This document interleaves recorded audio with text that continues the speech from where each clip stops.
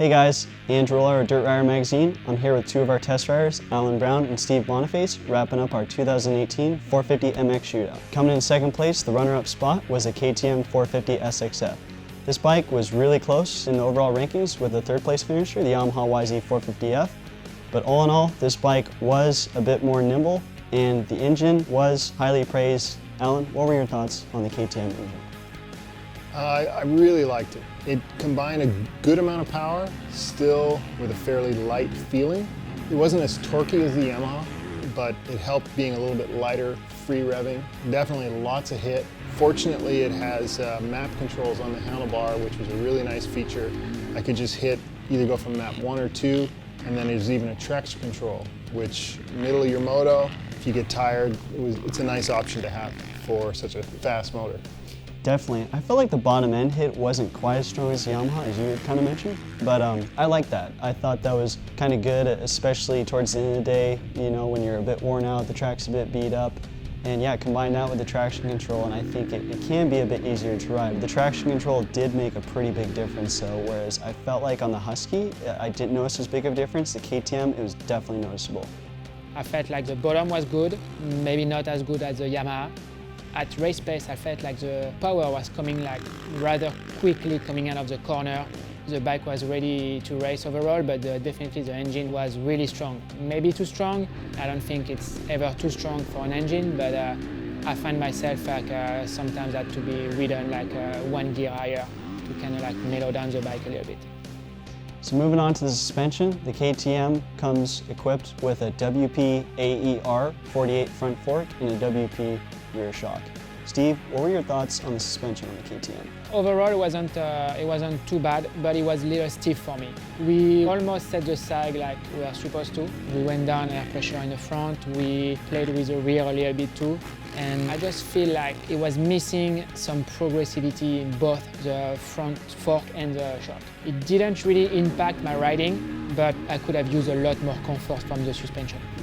Definitely, I'm with you. It definitely seemed like the front fork was on the stiffer side. I went down air pressure as well, which definitely helped. But yeah, overall it had a fairly comfortable feel. It just wasn't quite as plush and comfortable as the Yamaha. Yeah, I was very similar to what you guys are saying. However, on a couple of downhills, coming into a corner or landing on a downhill into a corner, I felt like the forks could blow through.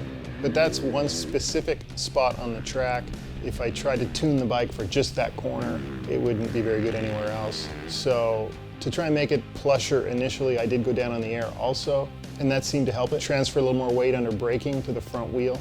I also actually ended up raising the sag on the back a little bit more than normal. I think they recommend 105, 107.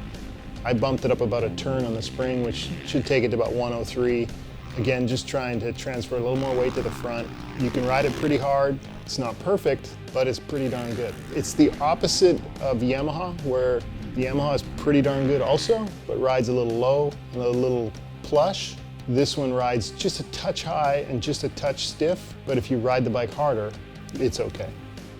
So I think like the fact that we had to really loosen up the spring kind of affect the performance of the shock. So I find myself like a few times going through the stroke and body mat on the shock, but again, I'm pretty light. We had to really loosen up the spring pretty much all the way to get the proper sag.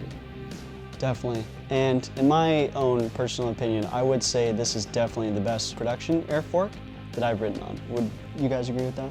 For an air fork, which I know that air forks have been criticized a lot, it's still pretty good.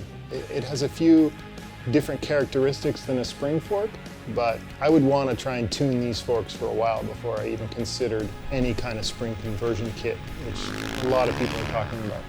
So moving on to the handling of the KTM 450 SXF, the bike does have a smaller feel. It's definitely light on the scales, and that definitely translates out onto the track. Steve, what were your thoughts on the handling on the KTM? Really like the handling. I felt like the bike was small, which is good for me. Corner was good. I just felt really good and comfortable on the bike. I feel like the bike is race ready, or ready to race like they like to call it, and it definitely feels like that. I agree, that lightweight feeling on the track, I noticed it in corners, it's easy to lean over, it's very intuitive, and I was definitely pleased with that. For sure, it was one of the most light and nimble bikes. It definitely has a good feeling between your legs. For me, it didn't feel like a small bike, but it didn't feel like a big bike. You know, the Yamaha feels a little bit bigger. This one fit me pretty well. The handlebars are nice. It was pretty nimble. The chassis was pretty forgiving. It wasn't really harsh anywhere. But in general, it's pretty comfortable, and as they market, you know, pretty much ready to race. So the KTM's obviously got a lot of amazing qualities that makes it a great bike, finishing second place in our shootout. Alan, why would you buy this bike? It's pretty light, pretty nimble, has a super strong motor. It does a lot of good things with only a few small little drawbacks. So that's it for our second place finisher, the KTM 450 SXF. Check back to dirtrider.com for more information and to see how the rest of the bikes ranked in our 2018 450 MX Shootout.